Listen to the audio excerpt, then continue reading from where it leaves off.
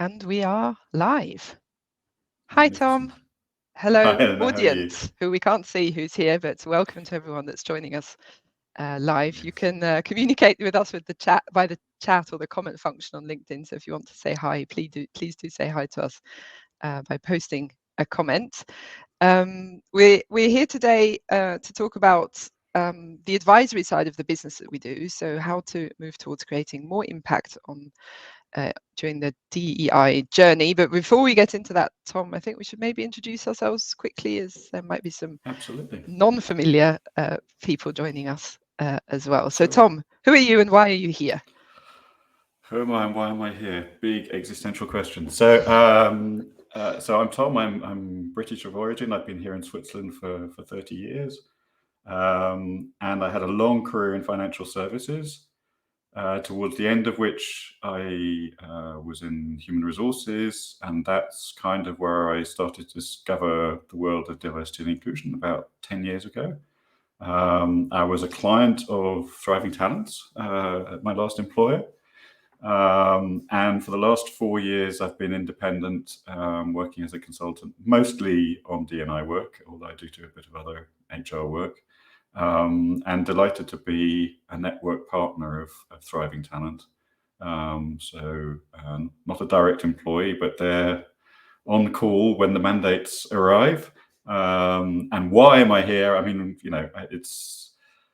I think I was in denial about gender inequality for a long time, or certainly I was very passive about it. I was probably aware of it and not doing much.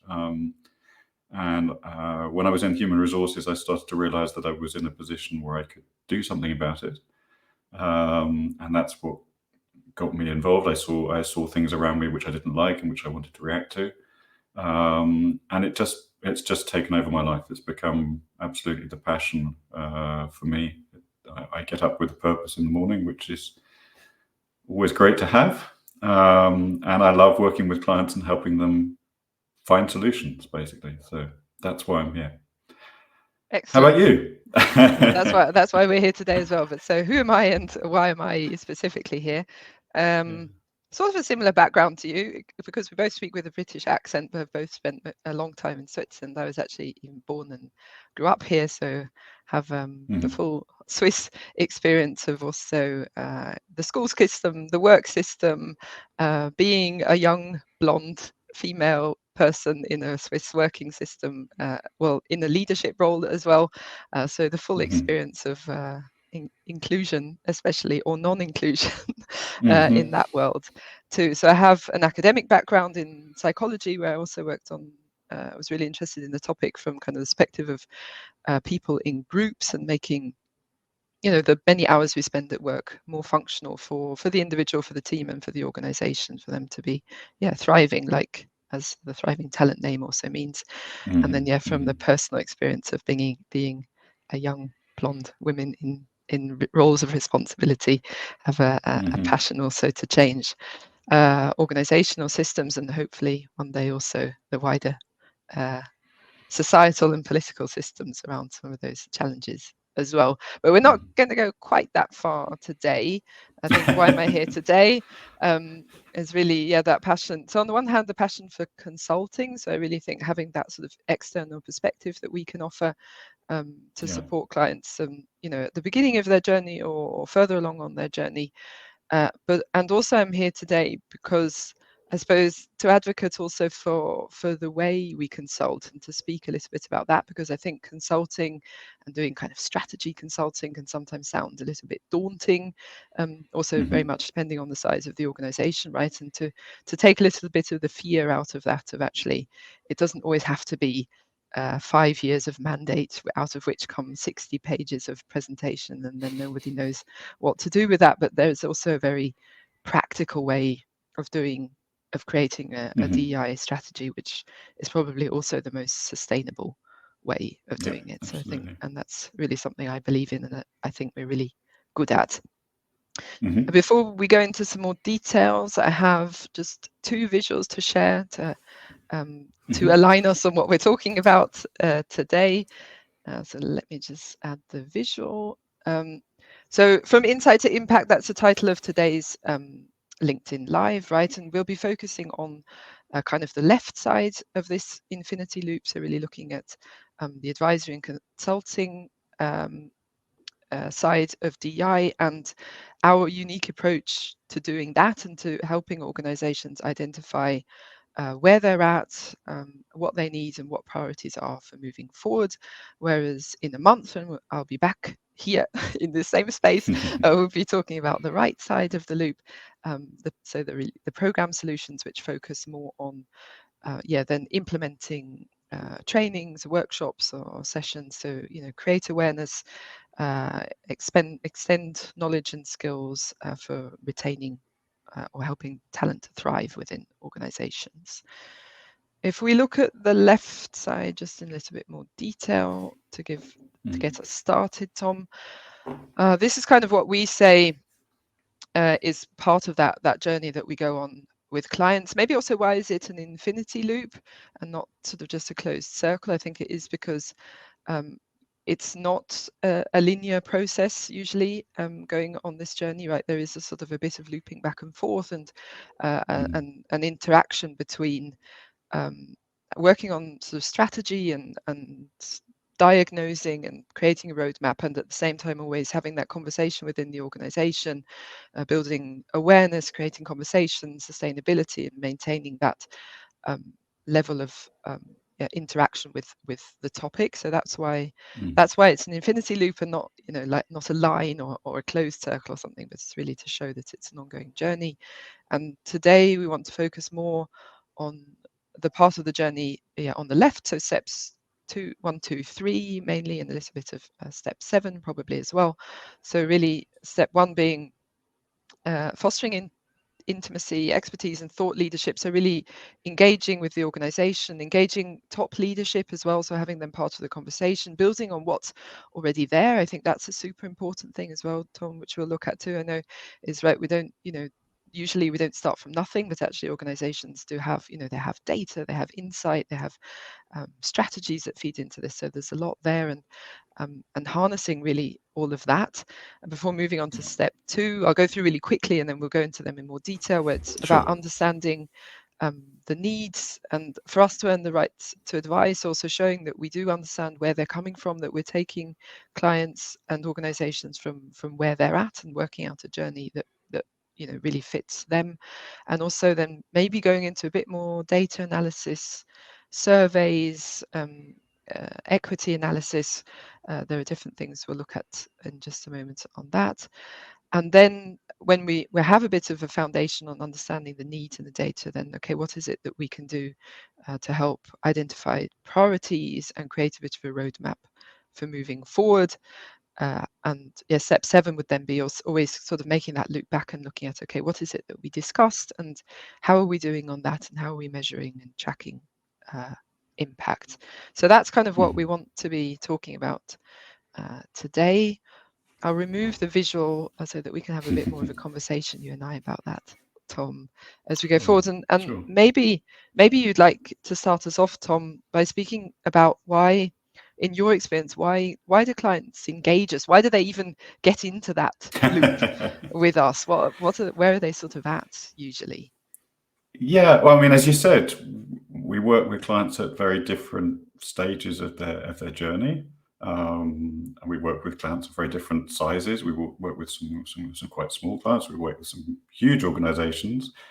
And often even within an organization, different parts of the organization are at different stages of the journey, which was something I talked about with Natalie a couple of weeks ago.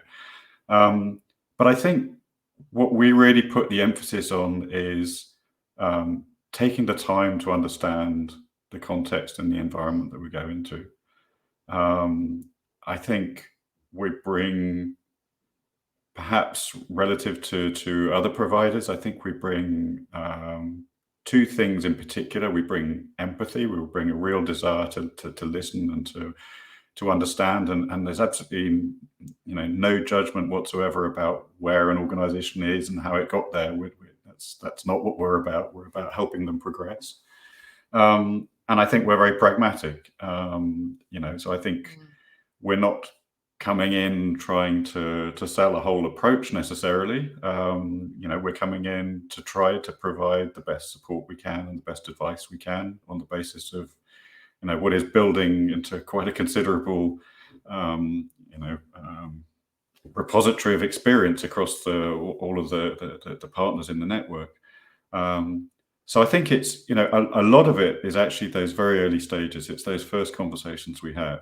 It's when the clients that we work with understand that we're really listening. We're trying to understand the context, the environment. We're trying to understand their culture. We're trying to understand their communication preferences, how they like to work, how they like to do things. We're trying to understand how decisions are implemented generally across the organization, how information travels, where the power lies. And it can sound like a bit of a dirty word, but I mean both the official power of hierarchy and then the other that sort of less formal layers of power. We really take time to talk to people to try to understand those things, so that whatever we're recommending in terms of a way forward takes all of that into account. And as I said, organizations will have very different preferences around the way they do things. We like to hear about other projects they've done, other change management projects they've done, anything that they've rolled out that might give us ideas about things that have worked in their organization. Because again, I always say I don't like the expression best practices, and I think Natalie and I we accidentally ended up using it in the last. Practices. We say good practices, exactly. Though, I think, right? Yeah. But a good practice in one organization is not necessarily the right practice for another organization. And I think now, Thriving Talent has been around for, better than I. How many years now? It was about 8 years now. Yeah. And we've got a broad network of consultants and partners. So there's a lot of experience there, and a lot of people that we can draw on and say, we're working with this client and this is their situation.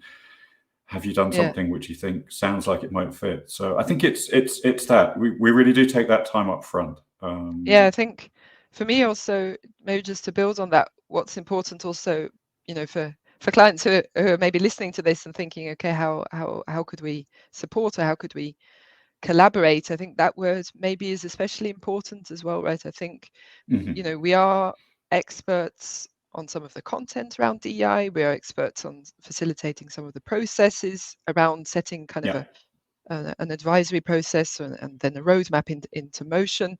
And our clients are the experts on their business. They're on the experts what worked for them. They're the experts on their culture. So it's really having that conversation as well. So, and for some clients, right, they might be right at the beginning, and maybe they haven't had that much change experience, and this is really new topic. There's not been that much going on with DEI. That's also fine, right? So taking them at that, and there's no judgment if you're joining the DEI party in 2023. I think that's a wonderful moment to join the DEI party. So there's no judgment on that either. And also sometimes clients approach us, and I know we'll speak about a couple of examples, who have done some work already, who've set off in a certain direction, but then maybe because of lack of resources or priorities have got a feeling a little bit stuck or unsure where next and where to put priorities. And that's also a conversation we love having, right? Is where, well, what have you done so far, and what do you already have, and how can we, with that kind of fresh set of eyes or fresh brain and fresh thinking, think about, okay, how can we use that to continue kind of the journey and continue progressing. I think also maybe we were also very open about how things can be delivered. There will be clients who will want us to come in because they feel perhaps to give their journey, their initiatives a little bit of a boost. They want the credibility of an external consultant to come in and talk to people and communicate and drive some of that. And in other cases, we're very much in the background as a support for people who are, have formally or informally the responsibility internally, and who want to use us to kind of help them as a sounding board, help support them, and so on. So, we're certainly, I think we come into every situation with open minds. Yeah. And we really try to understand what the client is going to be most helpful for the client, Yeah. and provide them with that. So maybe we can talk about a couple of examples just to make it even more clear Concrete. what we actually mean, right? Yeah. A little bit more concrete. So I Yeah. know we talked about a couple Yeah. of examples ahead of time. Should we start with the large international organization you've been working with, who started really right at the beginning and have been making Yeah. super Yeah. progress? And just to share a Yeah. little bit, I know we don't have that much time, and we could do sessions just on this, right? But to share a little bit of kind of what were the Absolutely. steps that you've been through together, or Yeah, that sure. are coming I up mean, next. that was the example of a very large multinational company, with, you know, a whole panoply of different cultures across the world, because the business has grown partly organically and partly by acquisition over the years. So you've got different parts of the organization at different stages of their journey. But really, it was the first time that they had a central drive to move forward with the DEI strategy. And so they're an example where they had no dedicated internal resource, and they wanted someone from the outside, with solid experience to come in and help them draft an initial strategy. And by strategy at that stage, I mean really looking at the mission and the vision and the objectives. I'm not even talking about action plans and timelines, but really to get a common vocabulary and a common vision of what they wanted to achieve. And there, we spent a lot of time talking to very senior stakeholders, getting an understanding of the culture, understanding, again, how they communicate, how they work. In a big company like that, there will be organizations which like to send everything out from the center, and there'll be other organizations which, want to give a bit of strategic direction from the center, but really allow business units to implement and drive forward in their own way. So we spent, a lot of time really getting to understand that culture, putting some initial structure around their early objectives, talking about some subjects which for them were very, very sensitive right from the outset. So, anything around KPIs was just about, addressable as a subject. Targets was a very sensitive subject. There were words which at the beginning of that project 2 years ago, we weren't allowed to use, and which we're now allowed to use because we've evolved and we've carried on down that journey. We could do So a LinkedIn Live just on that, right? So we could, exactly. what are quotas, and is it okay to talk about them? Exactly. And the difference between quotas and targets, and how you enumerate a target, and so on. So yeah, there was a lot of preparatory work really, and just helping them get, as I say, this sort of common language, common vocabulary around what they wanted to do. And it was also the kind of project that I love, because a year into the project, they brought in someone from the outside to take over as the global head of D&I, which was perfect, because I think we'd laid the groundwork. But then we went through this really interesting process of ensuring that this person's own personal vision was taken into account. So we'd already assessed the organization, but now we had a new primary counterpart, new person who was going to be driving this and responsible for it. So it was, again, taking the time to understand their preferences in terms of communication, their objectives, their priorities, the subjects that they wanted to push. And I think we were able to help them transition into their role in a way that, they're fantastic anyway, but hopefully the way that we helped them to understand the environment they were coming into, because it was a new industry for them as well, really, allowed them to take off and be impactful very, very quickly in that role. So, that's a real, I think, a very good example of how we've really accompanied the organization, and our role has adapted. We were more in the forefront at the start, and now we're very much more in a role of support to the global head of DEI, helping her provide tools and frameworks whenever. We're kind of like an on-call analyst as well as a sounding board. So it's a very good example of how a relationship can transition and evolve over a couple of years. Yeah. And I think, I mean, you're talking in the context of a multinational, but I see our role quite similarly also for some of the smaller organizations that we've worked for. So it's really about facilitating. I think I see our role as advisors very much also in a facilitator kind of role. So facilitating some of those conversations, asking some of the questions and really listening to the answers, hearing the different perspectives as well. But yeah, you also mentioned providing some tools and guidance on kind of how to have those conversations. Just to link to one other client, I think, where we have a similar role. You've been working with them now recently as well, as more of a bit of a sounding board kind of role, right? So they're really they've did some work in the past, and they have a really good team of people progressing the work, and they really appreciate having someone to have those conversations with, to help them sometimes structure their thoughts, because they're in their everyday business and there are many ideas coming in, and to have that sort of external person to help them structure. And there, of course, one thing we also did was an inclusion survey, right, which helped them guide priorities, and that's really something that I think it's really helpful for organizations to think about at the beginning, is doing some kind of survey, or having a bit of a data foundation to do some of the work on. I think the survey is one option.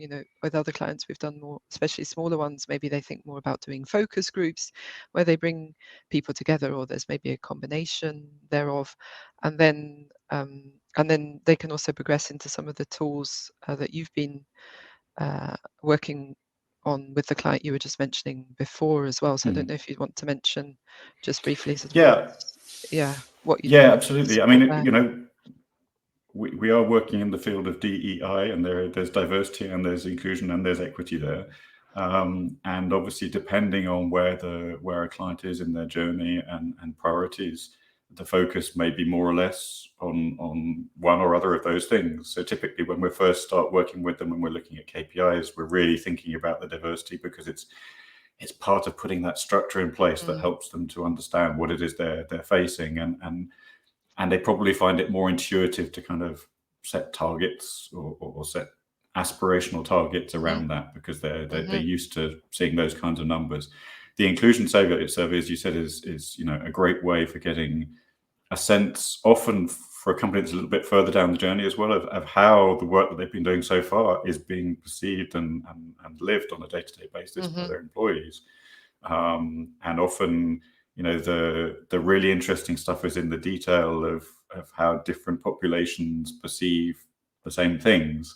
I often say, in an inclusion survey, it's a lot less, lot less important what the absolute score is in an inclusion survey. I'm much more interested in, are women and men responding in the same way? Because if there's a difference, and it can be either way, that can be very revealing of something, and then you want to dig down and understand it. Yeah, and the survey we use has text responses as well, right? And I love that you can look at kind of the themes that are coming up, so you can really think about which leads then into what you're going to talk about. You can already get a feeling of which processes maybe are working well or not so well, or how is the feeling of equity and inclusion around certain. And that's what we've been doing quite a lot of work on recently, and hopefully it will be of interest to both to our existing clients and to potential clients in the future. Is giving us a really wide range of tools to address all these different elements, and now focusing more on, as you say, on the operational elements. Putting together a very light, straightforward tool that the client, but basically, we can explain that it's built based around best practices or best understandings and good practices of how things should work. But they can really take it themselves. They can either run it with us as a partner, or they can run it themselves and get a much more detailed understanding of whether there are particular processes, policies, procedures, the way they work, whether there are things in the way that they work, the way that they do business, which are disadvantaging particular populations. And actually, it's extensible beyond gender. We tend to focus on gender, and a lot of Thriving Talents work has been around gender, but we are doing more and more work beyond that as well now.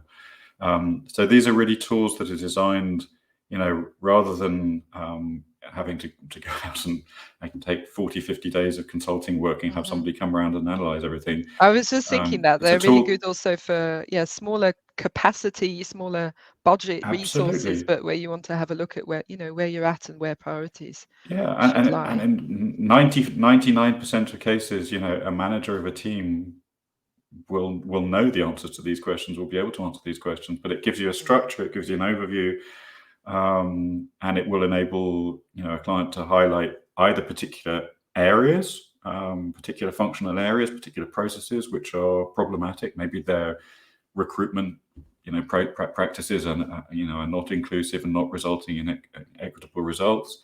Maybe the way they run meetings is excluding people that they can really focus at that level on a particular area. And it will also give them an insight into whether they're strong or particular, I would say, dimensions of equity, whether they're good around transparency or whether they're good around accountability. So I think these are obviously tools which are designed to help people build and prioritize their actions afterwards. And I think that's often what clients are looking for from us as well. As they say, we've got to a certain point, there's so many things we could do.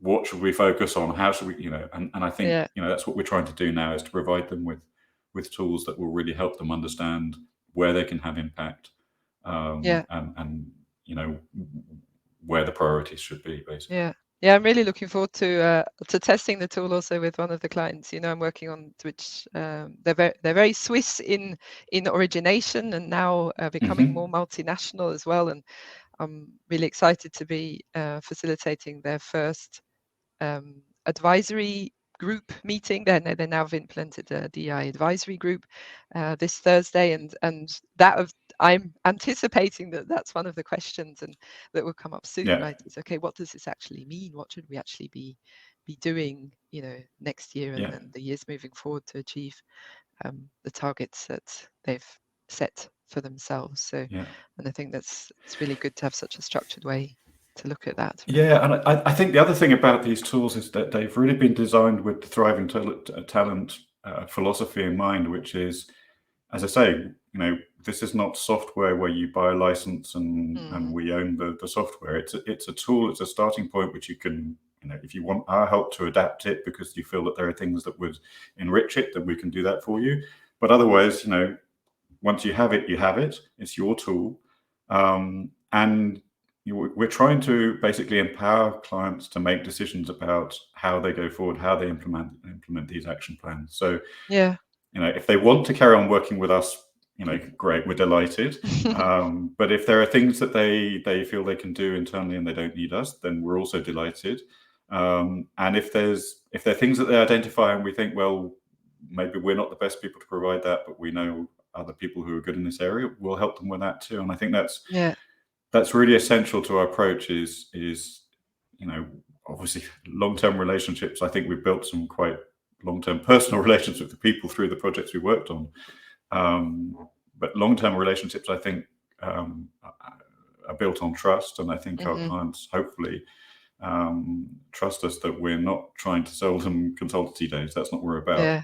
We're happiest when we see that things are progressing. So if they come back to us 6 months later and said we've rerun the tool and the results are better across the board. If we haven't been directly involved in that, we're still just as happy. We're still happy, right? Yeah, absolutely. Absolutely. I think I'm just looking at the time. I haven't seen any questions yet.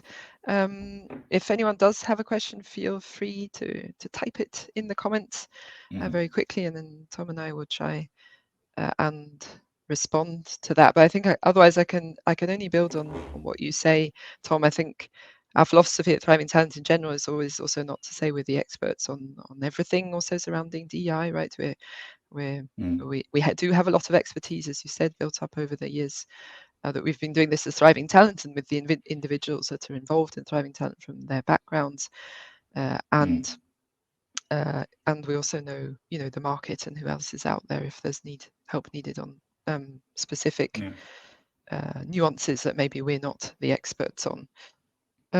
Tom, I'm asking you, was there anything we were going to talk about that we haven't spoken about now? Is there anything you think we need to mention? Otherwise, I just don't going think to do so. 10-second shout We out for didn't talk next too much month. about the kind of follow up and so on, but that's kind of implicit in what we were talking about. I think, yeah, just maybe you want to say another word about what we're going to be talking about, or what probably you're going to be talking about in over the next month or so, as you shift to talking about some of the program solutions. Exactly. So I think, I mean, it will build absolutely on this conversation today, right? In the sense of, I hope we gave everyone who is listening a bit of a sense of how we approach the advisory and consulting sides of the work we do already in a very practical, pragmatic and sort of collaborative approach. And I think that's also how we are experienced when we deliver workshops and training. So it's really to show, okay, when you have identified priorities, what is it that we see working in terms of training, capacity building, knowledge building, skill building, all of those things. So yeah, same place, same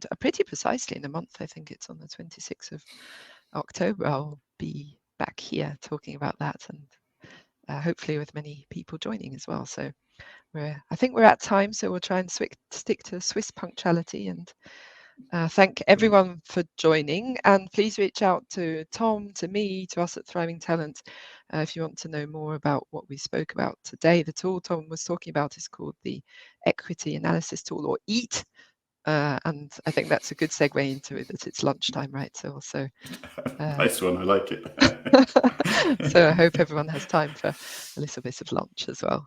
Tom, it was a pleasure talking to you as always. Likewise, pleasure as always talking to you. Thank you everyone for joining. Bye-bye. Bye.